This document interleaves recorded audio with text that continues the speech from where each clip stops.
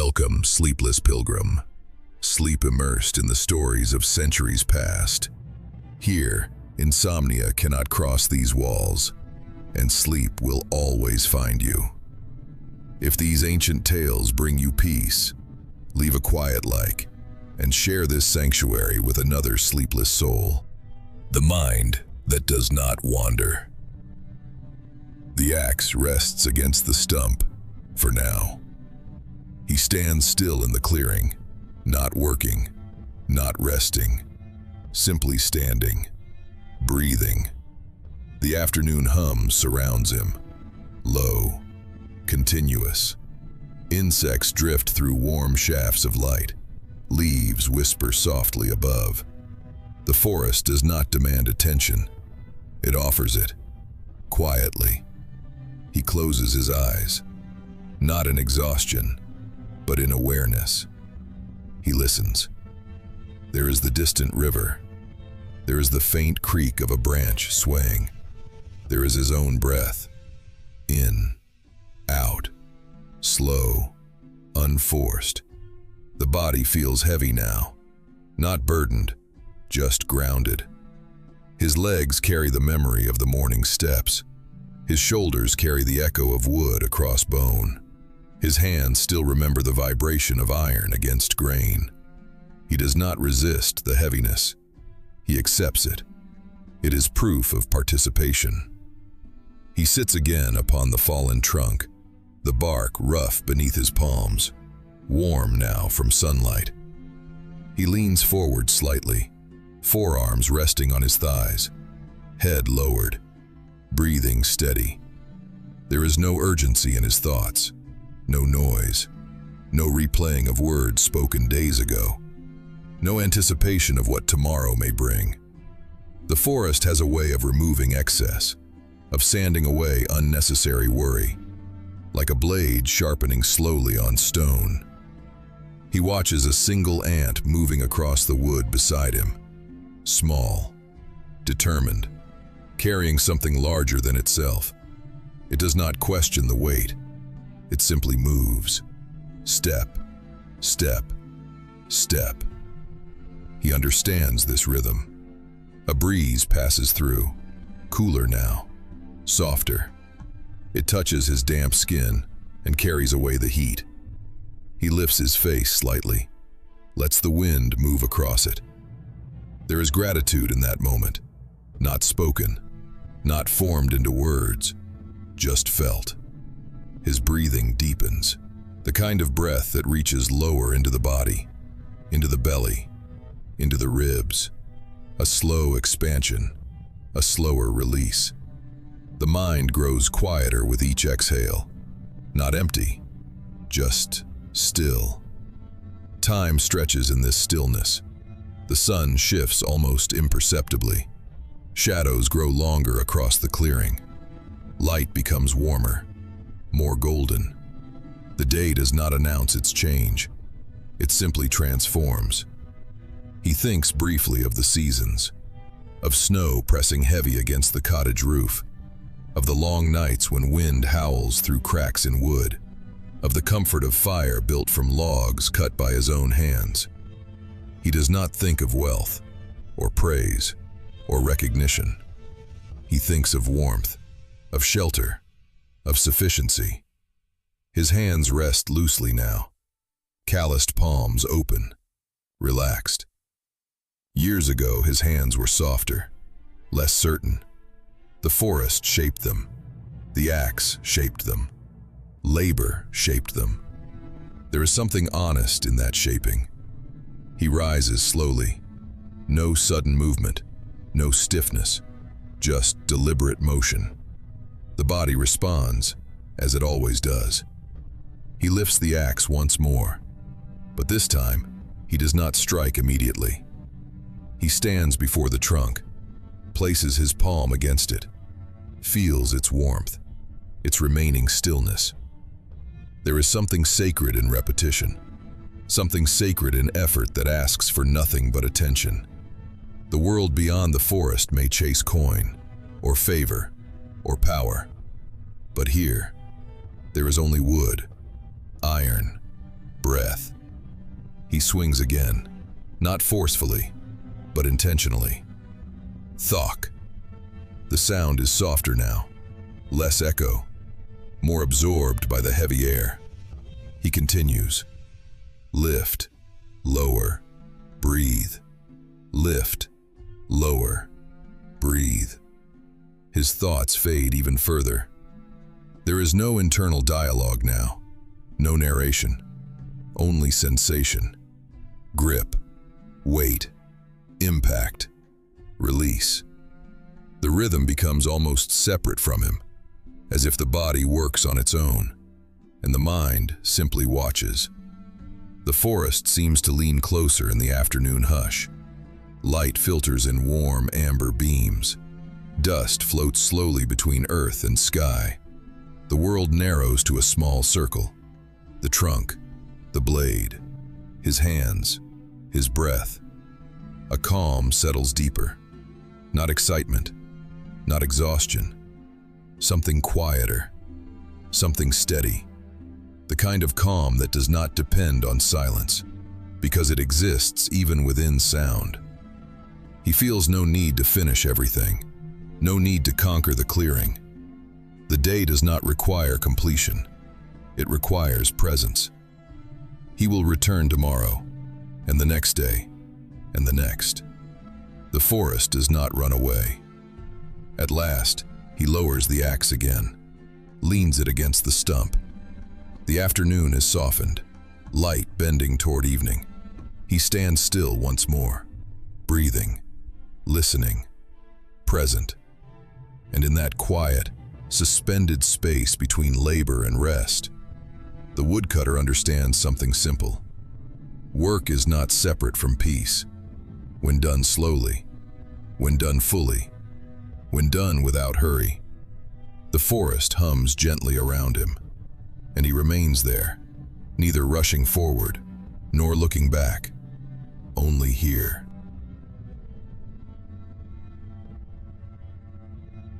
The early afternoon stillness.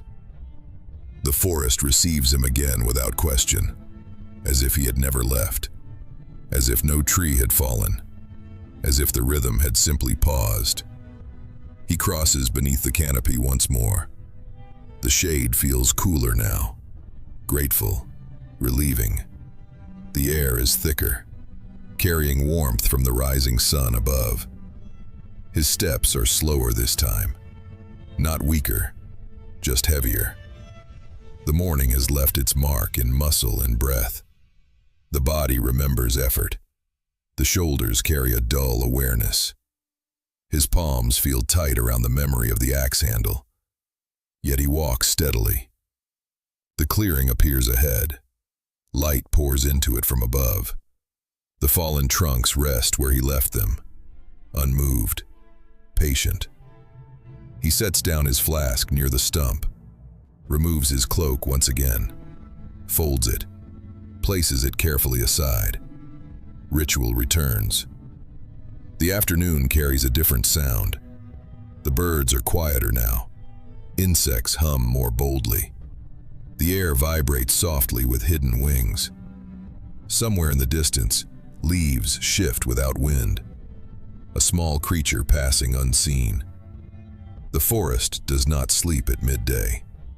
It simply changes voice. He grips the axe again. The weight feels slightly different now.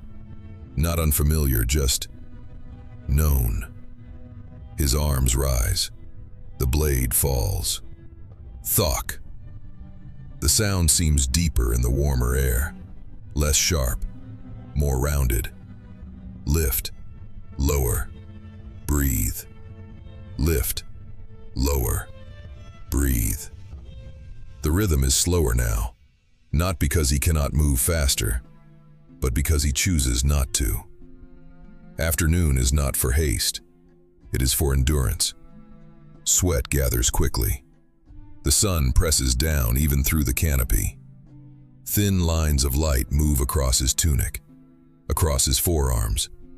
The scent of sap thickens in the heat, sweet, heavy, almost golden. He pauses longer between strikes now, not out of weakness, but wisdom. The forest at midday demands patience. Too much force wastes energy. Too much speed drains strength. He has learned this. He listens to his own limits.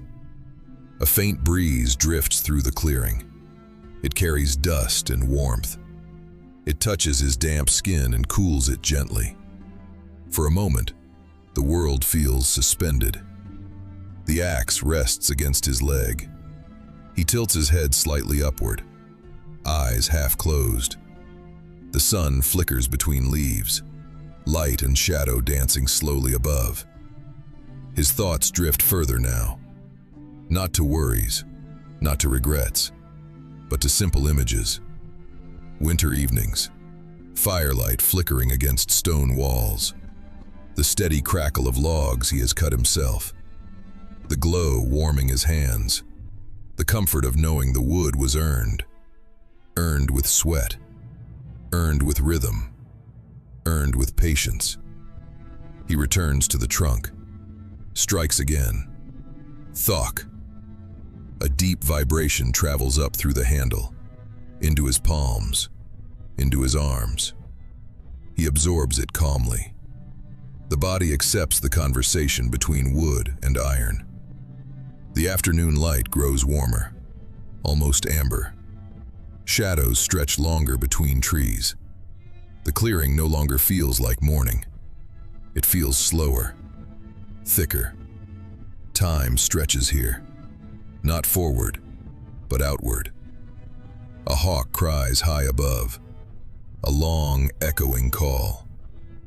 He does not look up this time. The work is enough.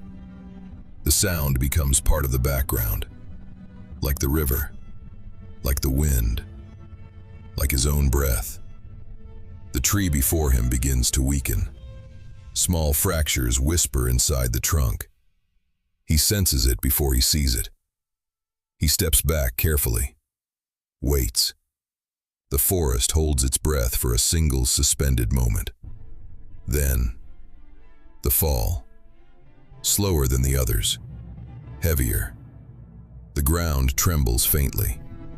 Leaves rise in a brief spiral of motion and settle again. He stands still afterward, listening to the silence that follows impact. There is always silence, even at midday, especially at midday. His body feels the afternoon now, muscles thick with effort, breath deeper, movements slightly slower, but not strained, not broken, just lived in, used, purposeful. He sits on the fallen trunk for a moment, not fully resting, just grounding himself. His hands rest loosely on his knees. Sweat cools along his back. The forest hums gently around him.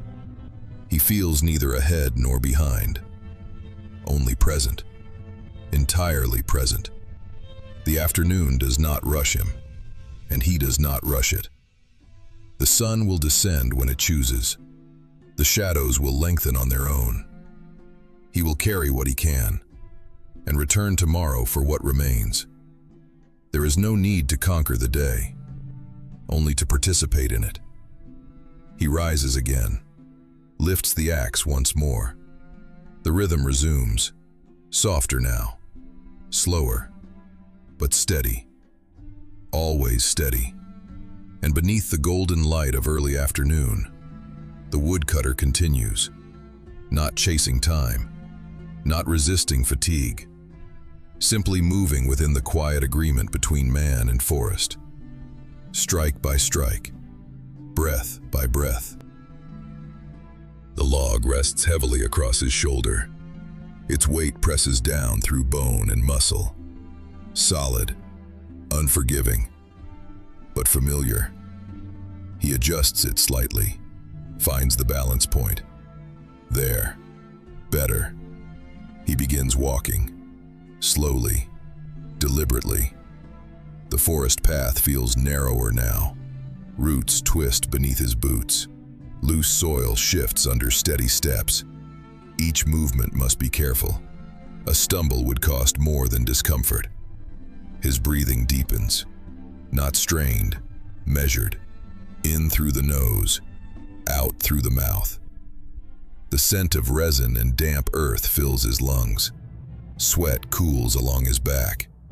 The warmth of midday grows stronger. The forest no longer feels like morning. The birds have quieted, their early songs replaced by distant, occasional calls. Insects hum in the thicker air, a faint buzzing between shafts of light. Time has shifted. Morning has passed. He does not rush. There is no advantage in haste. The wood will reach the village when it reaches the village. The sun will set when it chooses. The world does not bend to speed, only to patience. A branch brushes against the log on his shoulder. Leaves scrape softly against bark. He tilts slightly, adjusts, continues forward. The axe swings gently in his free hand, its iron head catching flashes of sunlight. The path slopes downward briefly, toward the river crossing. He slows, plants his feet firmly. The weight shifts forward. His legs brace instinctively. He has walked this descent countless times, yet he treats it as if it were new. Familiarity never replaces caution. The river appears through the trees, bright now, reflecting midday light like moving glass. He steps carefully onto the flat stones near the bank. Water moves steadily over them. Clear, cold, unstoppable. He pauses, not to rest, but to steady the load. The log presses harder against his collarbone. A dull pressure, not painful, just present. He exhales slowly, then steps across, stone to stone, deliberate, balanced. The water rushes beneath him, unconcerned with burdens, unconcerned with woodcutters. It has flowed this way long before he was born. It will flow this way long after. He reaches the opposite bank, climbs the short incline, and continues. The forest begins to thin. Light grows wider. Air moves more freely.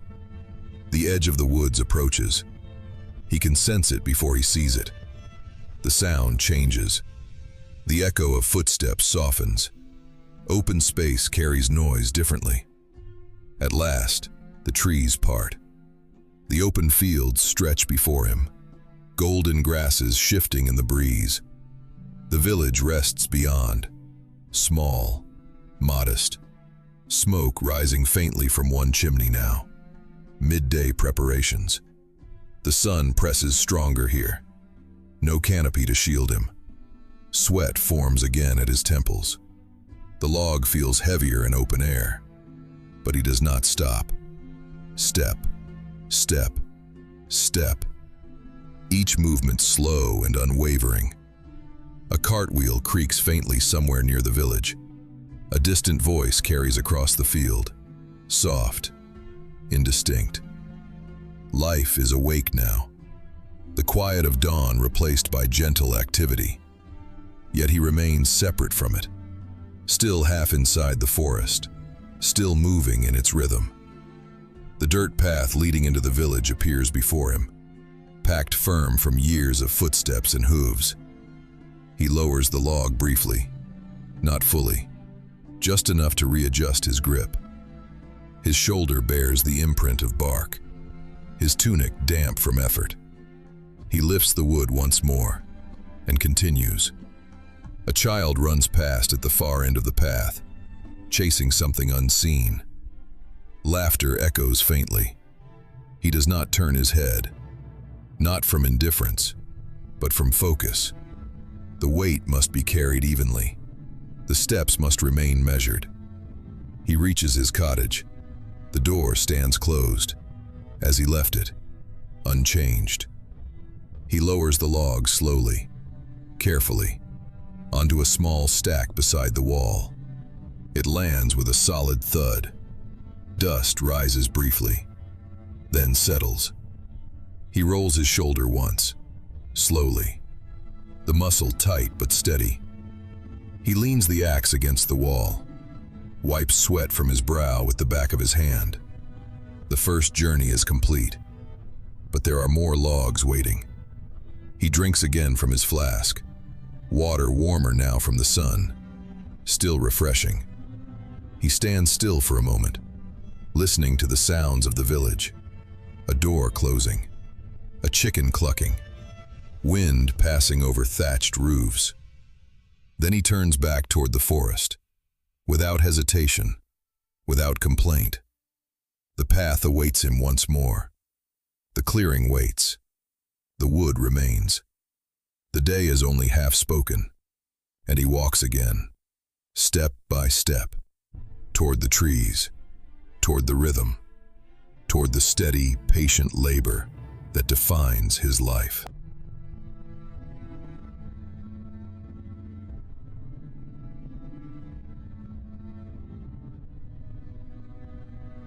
Toward midday, the sun now stands higher in the sky, its warmth no longer gentle, stronger, but still kind.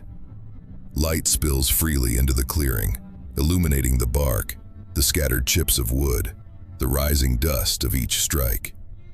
He feels it on his shoulders, on his neck, across his forearms.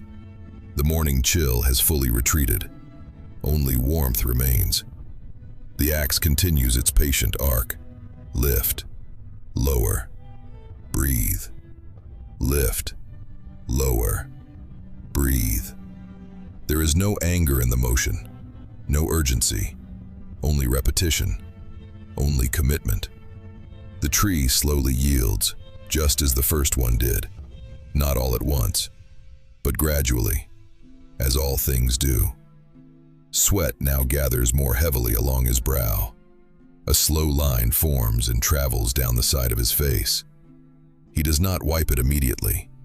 It cools in the breeze, a small reminder of effort, of labor honestly given. His muscles begin to speak more clearly now, not in complaint, but in awareness. His shoulders tighten. His hands press firmly into the smooth grip of the handle. His breath deepens slightly, yet the rhythm remains unchanged. He has known harder days, colder days, hungrier days. This one is steady, good. A woodpecker nearby continues its tapping, an echo of his own work. Two rhythms in the forest, separate, yet strangely aligned. The scent of pine grows stronger as sap begins to seep from the wound in the trunk. Sweet, sharp, alive. He pauses again. Not long, just enough to roll his wrists, flex his fingers. The skin along his palms has thickened over the years, calloused, protective. There was a time when blisters came easily. That time is long past. The body adapts. The forest teaches patience. He looks upward briefly, through the opening in the canopy. The sky is clear, a pale blue stretching endlessly above. Clouds drift slowly, unconcerned with axes, unconcerned with men.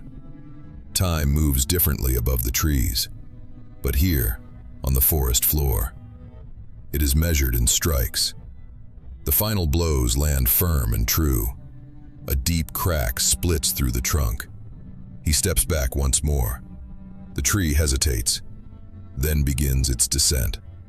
Branches brush against neighboring limbs, leaves tremble, and then the fall. A heavy, grounding impact, earth receiving wood. Silence follows, as it always does. He exhales slowly. Another task completed, another offering of labor to the day. He approaches the fallen trunk, runs his hand across its length, feels the texture, the grain, the story written in rings hidden beneath bark. Every tree has endured winters, storms, drought, and still it stood. Until now. He begins the trimming again, methodical, precise. Branches removed, stacked neatly. Nothing scattered carelessly. Even fatigue does not disrupt order. Order keeps the mind calm. Order keeps the work clean. The pile beside him has grown considerably. Logs aligned, measured, balanced, enough to carry in several trips. But he will not rush. The forest has granted him the morning. The afternoon will come in its own time. A hawk circles high above, unseen by him. Its shadow glides silently across the clearing. The world continues. Life continues. His task is simple within it. Cut, stack, carry, return. At last, he rests the axe against a stump once more. The morning's work is complete. His breathing is deeper now, slower. He places his hands on his hips briefly, then lets them fall to his sides.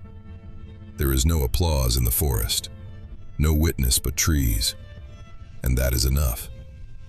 He walks to the small pile he has created, tests the weight of one log. Heavy, solid. He nods faintly. Good wood. It will burn long in winter. It will warm stone walls. It will soften the sharpness of cold nights. He imagines the glow of firelight already, the steady crackle, the comfort. He retrieves his cloak from the fallen log, shakes it gently. Wood dust falls away in a thin cloud. He drapes it over his shoulders once more. The sun is warm now, but later, when he carries the wood back across open land, the wind will return. Preparation is quiet wisdom.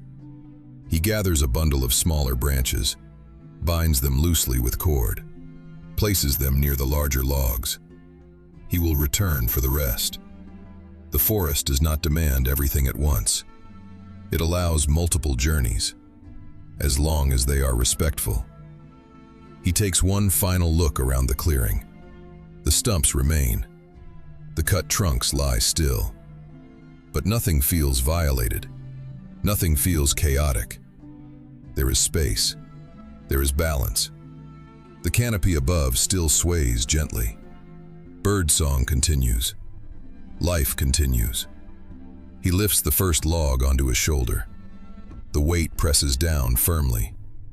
But it is a familiar burden, one he has carried many times before. He picks up the axe with his free hand and begins walking back toward the path, slowly, steadily, without haste. Behind him, the clearing rests in quiet recovery. Sunlight warms the fresh-cut surfaces. Sap glistens faintly. Insects begin to explore the fallen wood. The forest wastes nothing. Even endings become beginnings. As he disappears between the trees, the rhythm of his footsteps replaces the rhythm of the axe. Crunch of leaves, soft thud of boots, measured breath. The morning has given what it could, and now it turns gently toward afternoon. The quiet mid-morning. The sun climbs higher now. Not harsh, not blinding, gentle. Its warmth spreads slowly through the clearing, resting on the fallen trunk, on the scattered wood chips, on his shoulders. He lowers the axe, not because he must, but because the body knows when to pause. He leans the tool carefully against a stump, never thrown, never dropped. Respect for iron, respect for labor. He walks a few steps toward a patch of moss beneath a tall oak. Soft, cool. He sits. The forest continues without him. Leaves shift above. Somewhere far off, a woodpecker taps steadily against bark. The river moves unseen, but never unheard. He removes a small cloth bundle from his pack. Inside, bread, hard crust, dense, and a piece of pale cheese wrapped in linen. Nothing elaborate, nothing wasted. He breaks the bread slowly. The crust cracks softly in his hands. Small crumbs fall onto his palm. He brushes them back into the cloth. Every crumb matters. He takes a bite, chews slowly. There is no conversation to interrupt, no noise to compete with. Only chewing, only breathing, only birdsong. The cheese follows, salty, simple. He drinks again from his water flask, cool liquid easing the dryness of work. He closes his eyes, just for a moment. The warmth of the sun rests on his face. The scent of cut wood lingers in the air, fresh, green, alive. His thoughts do not wander far. They do not travel to distant kingdoms, nor to distant fears. They stay here, in this clearing, in this morning, in this quiet labor. He thinks of the coming winter, of stacked wood drying in the yard, of smoke rising from his chimney on cold evenings, of the steady crackle of fire. Simple futures, certain futures. A breeze moves across the clearing. It carries the faint scent of pine resin. He opens his eyes, watches dust-like particles drifting in shafts of light.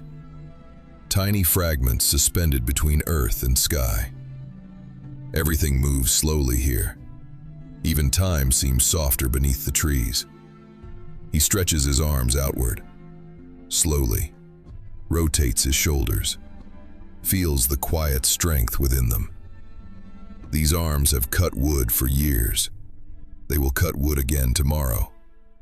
There is comfort in repetition. There is safety in routine.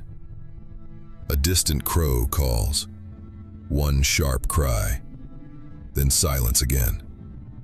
He listens. The forest is never truly silent. It breathes. It shifts. It murmurs in ways only those who stay long enough can hear. He has stayed long enough. He stands, brushes stray wood dust from his tunic, ties the cloth bundle once more, places it back in his pack. He looks at the pile of wood already cut, measured, orderly, enough for the morning. But the day is not yet done. Before returning to work, he walks a short distance toward the river. The path is narrow, familiar. Roots twist beneath his boots. He steps carefully, without looking down. The body remembers what the eyes do not need to see. The sound of water grows louder, soft at first, then steady. He reaches the riverbank. The water flows over smooth stones, clear, cold, relentless in its quiet movement. He kneels, cups water in his hands, lets it run over his fingers. The chill sharpens his senses. He splashes his face lightly, washes away sweat, washes away dust.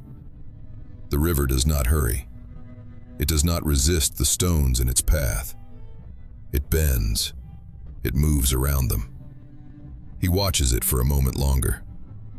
There is something instructive in water, something patient. He rises, returns to the clearing.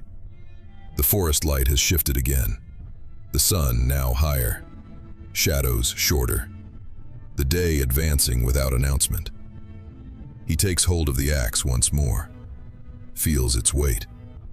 Familiar, grounding. The next tree waits, not fearful, not alive with dread, simply standing, as trees have always stood. He approaches it slowly, places his palm briefly against its bark, a silent acknowledgement, then steps back. He lifts the axe. The rhythm resumes. Thok, thok, thok. Steady, measured, predictable. The sound blends once more with the forest. Morning transitions toward midday. But in this clearing, nothing rushes. Nothing demands, nothing shouts, only effort, only breath, only the steady rise and fall of iron against wood. And somewhere beyond the canopy, clouds drift unnoticed. The village stirs in the distance. Smoke begins to rise from chimneys. But here, there is only the woodcutter, the trees, and the slow unfolding of another honest day.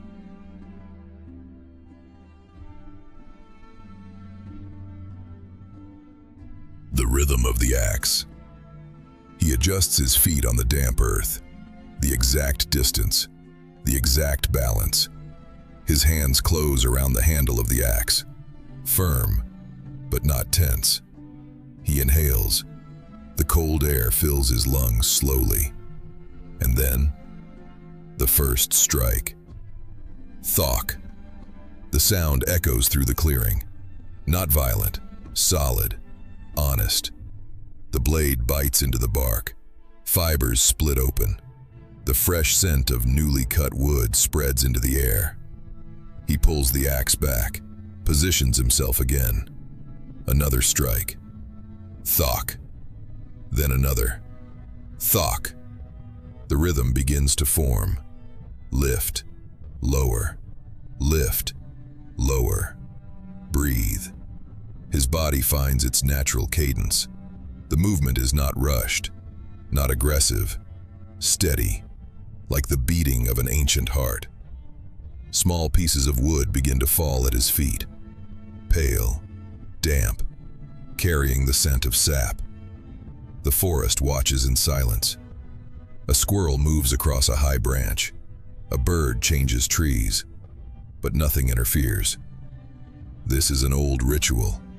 Man, tree, iron, time. Sweat begins to form on his brow.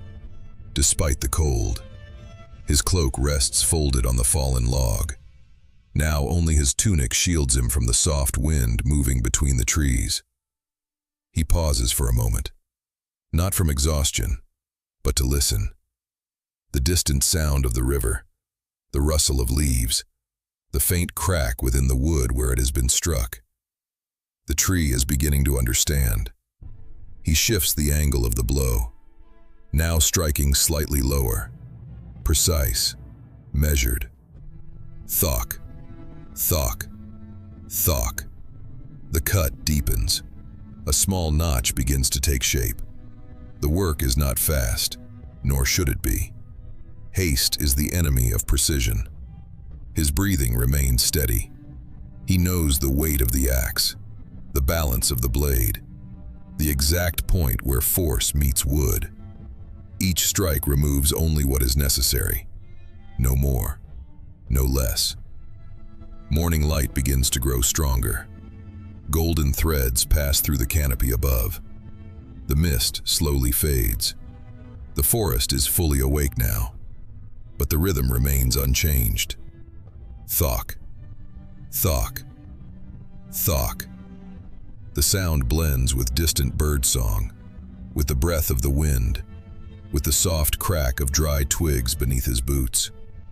He changes hands for a moment, resting his fingers, rolling his shoulders, turning his neck slowly. Years of labor have taught him the value of brief pauses. He drinks a mouthful of water. The water is cold, nearly freezing. It runs down his throat like a mountain stream. He closes his eyes for a single moment, just one, then returns to his work. The notch is now clearly visible. The exposed wood shines pale in the growing light. The tree begins to lean slightly, almost imperceptible, but he feels it. He always feels it. He adjusts his stance and continues. Lift, lower, breathe. Lift, lower, breathe. The entire world could disappear, and still this rhythm would remain. A larger splinter breaks free. It falls to the ground with a dry sound. The tilt increases. The moment approaches. He steps back, watches, waits. The tree answers with a deep, long crack. Not a scream, a sigh. Ancient, low. It begins to fall. The sound of the trunk moving through neighboring branches echoes across the forest. Then, impact. A gentle tremor moves through the ground. Leaves lift briefly into the air. Birds scatter for a moment. And then, silence returns. He remains still, respectful, his hand still holding the axe. There is no celebration, no rush, only acknowledgement. The work is done. He approaches the fallen trunk, runs his hand along the wood. Firm, good. He begins removing the smaller branches. Lighter strikes now, quicker, less deep. Talk, talk, talk. The sound is different, drier, more precise. Branches fall one by one, organized, nothing wasted. The smallest will serve as quick kindling. The medium will warm the house. The largest will be sold or traded for grain. Each piece has a destination. Each piece has purpose. The sun has now risen above the horizon. Light filters stronger between the trees. The cold begins to withdraw, but the air remains fresh, perfect for labor. He feels warmth in his body, in his arms, in his back. The kind of tiredness that does not weigh on the mind, only on the muscles, and he welcomes it. He cuts the trunk into long sections, each movement measured, each strike deliberate. The sound repeats through the clearing.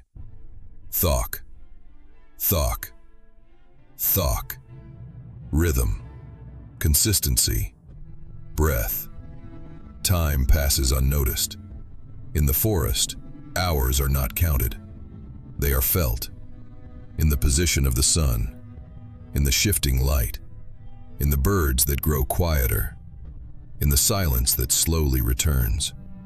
He pauses once more, rests the axe against the ground, flexes his fingers, observes the work already done.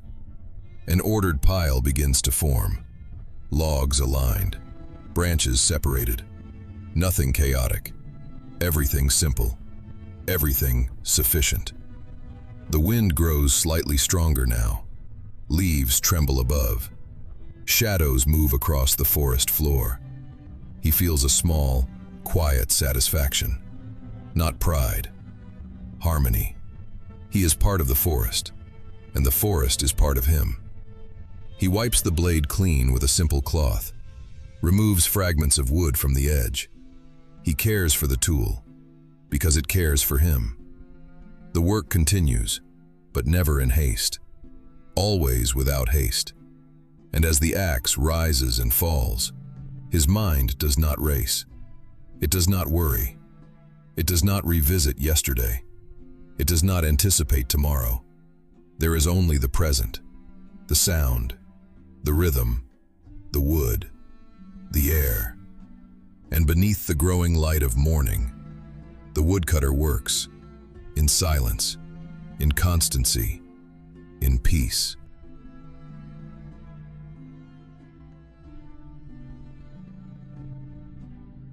Long before the first light touches the treetops, before the roosters stir, before the village breathes its first sigh of morning, he wakes. There is no clock, no bell, no spoken word, only habit, only years of rising in darkness. The air inside the cottage is cold. The embers in the hearth glow faintly beneath a blanket of ash. A thin ribbon of smoke curls upward, almost invisible in the dimness. He lies still for a moment, listening. The wind brushes against the wooden walls. Somewhere in the distance, an owl calls once, then falls silent. He exhales slowly. The day has begun. He sits up carefully, so as not to disturb the quiet. The straw mattress rustles beneath him. His bones protest softly, not in pain, but in reminder. Years of lifting wood, years of swinging iron, years of walking forest paths before sunrise. He swings his legs over the edge of the bed. His feet meet the packed earth floor. Cold, very cold. But he does not hesitate. He stands. The cottage is small. One room, rough beams overhead, a wooden table near the hearth, a stool, a shelf with bread wrapped in cloth, a clay jug of water. Simple, enough. He kneels before the hearth and gently stirs the ashes with an iron rod. A faint orange glow answers him. Patient, waiting. He adds a thin piece of kindling, then another. A soft crackle. The smallest flame stretches upward. Hungry, alive. Warmth will come. In time. He pulls on his wool tunic. Thick, coarse, familiar. Then his belt. Then his boots. Worn leather, darkened by mud and years of use. He ties them slowly, deliberately. There is no rush. The forest will still be there. It has stood longer than he has lived. It will stand long after he is gone. He reaches for the axe resting against the wall. The handle is smooth from years of grip. The wood shaped by his own hands long ago. He runs his thumb along the grain. Then he inspects the blade. Dullness is dangerous. Carelessness in the forest can cost more than time. He moves to the table and takes a whetstone from a small cloth pouch. He sits and begins. Steel against stone. Slow. Steady. Shh. Shh. Shh. The rhythm fills the room. Not loud. Not harsh. Almost soothing. Each stroke restores the edge. Each stroke prepares him for the day. Outside, the sky remains dark, but the black has softened into deep blue. Dawn approaches. He stops, lifts the axe slightly toward the faint light coming through the shutter. The blade catches the glow of the fire. Sharp, ready. He nods once, satisfied. He eats before he leaves. A small piece of bread, hard from yesterday. He softens it with a sip of water. Slow bites, measured chewing. No waste, nothing rushed. Every crumb matters in winter. He stands once more. The fire now burns steady behind him.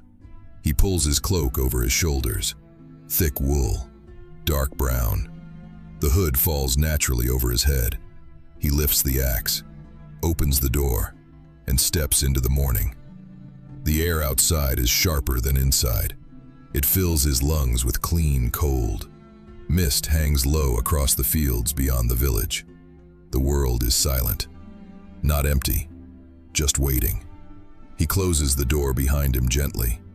No slam, no noise. Respect for the quiet. The village is still asleep. Small cottages line the dirt path. Roofs damp with dew. Chimneys silent. Only one dog lifts its head as he passes, then lowers it again. He walks steadily, boots pressing into earth still firm from the night frost. Each step makes a soft crunch, rhythmic, consistent. At the edge of the village stands a small wooden cross, worn by weather. He pauses briefly, not to kneel, not to speak, just a still moment, a breath. Then he continues. The forest rises ahead, dark shapes against the slowly brightening sky. Tall pines, thick oaks, branches interwoven like ancient fingers. It is not a place of fear. It is a place of work, of rhythm, of purpose. He crosses the final stretch of open land and enters beneath the canopy. The temperature shifts instantly. Cooler, damp. The scent of moss and soil surrounds him. Birds have begun their early songs, soft at first, then more. A quiet orchestra hidden among leaves. He follows a narrow path, one he has walked thousands of times. The earth remembers his steps. Roots twist across the trail. Ferns brush against his boots. A single beam of early light slips through the branches overhead. Golden, thin, temporary. He walks deeper. The village disappears behind him. No sound of people now. Only forest. Only breath. Only the steady weight of the axe resting against his shoulder. He reaches a clearing he knows well. Not large, but open enough for work. Several trees here were marked days ago. Not the oldest, not the youngest. He chooses carefully. The forest must endure. He sets his pack down, removes his cloak, folds it, places it atop a fallen log. Then he stands before the first tree, places his palm against the bark. Rough, alive. He inhales slowly, then steps back. He lifts the axe, and the day truly begins.